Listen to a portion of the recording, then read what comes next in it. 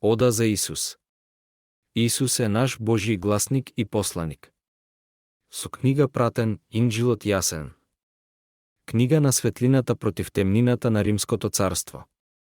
На паганските обреди и тирански поседи.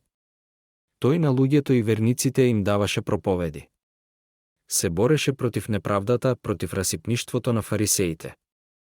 Против јавашлакот на евреите. Се бореше против таа тиранска римска сила, извитоперена и гнила. Тој е наш јунак, храбар и смел. Тој на израелитите им постави јасна цел. Обожувајте го Бога мојот и ваш, обожувајте го секаде. Земјата е широка, достапна и за сиромашниот е молитвата. Рајот е голем и простран за сите нас. Бескрајна е Божјата милост и правдина, ограничена е човечката глупост и неправдина. Исус врвеше по Божјиот пат и повикуваше против неморал и страв. Бидете храбри, о израелити, велеше Исус Месијата, Божјиот гласник и помазаник. Светлина избиваше од неговите очи, солзи на таган из брадата капеа. Устните благи тешеа, народот грешен на покаяние го повикуваше. Против римската империја на востание. Зелотите дојдоа на завештание, кон мир да идат со послание. Дадено од Бога, на создадениот од Него и дадениот на Марија.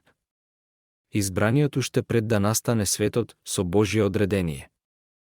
Исус Спасителот, Месијата, тој ќе биде прочуен насекаде и присвоен од сите. Но вистинските верници треба да знаат, Бог не дозволува неправда и говор на омраза. Кон Него и кон Неговите избраници, кон Неговите робови и поданици. Исус е избраник Негов, збор од Него, кој беше испратен до Марија, со помош на Неговиот гласник, Рухул Кудус, Светиот Дух, ангелот Гавриил. Тој ја соопшти убавата вест, тогаш на неа, и целото човештво сега пак го очекува. Зборот биди, и тој бидна. Настана човек повторно од ништо како и Адам некогаш, но треба да се помни тоа за секогаш. Нека е Божји мир и благослов врз него. На она што некој погрешно некогаш го протолкувал како Божието чедо. Нека е Божји мир и благослов врз Јахја, Јован Крстителот, за христијаните светителот, и тој врвеше по Божиите стапки, родата на Исус, тој се хранеше со впустина со мед и сакаше помеѓу луѓето љубов, правдина и ред.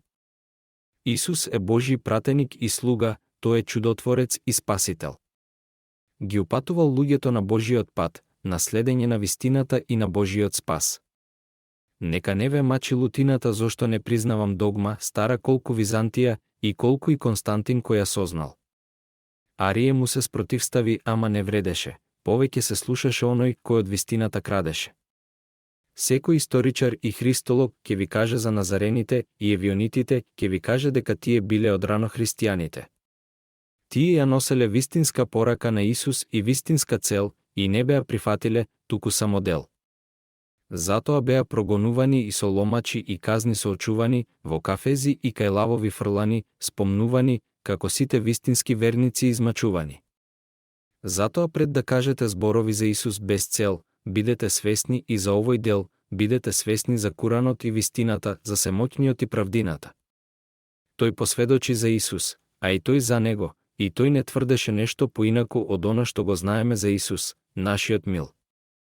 И не викајте Бог е еден од тројцата, бидејќи тој е еден единствен, така и Исус тврдеше, бидејќи и тој само на него му се поклонуваше и денеска вам ќе ви се чудеше. Позната ви е приказната во последната и долга вечер, кога Исус се молеше долго и понизно.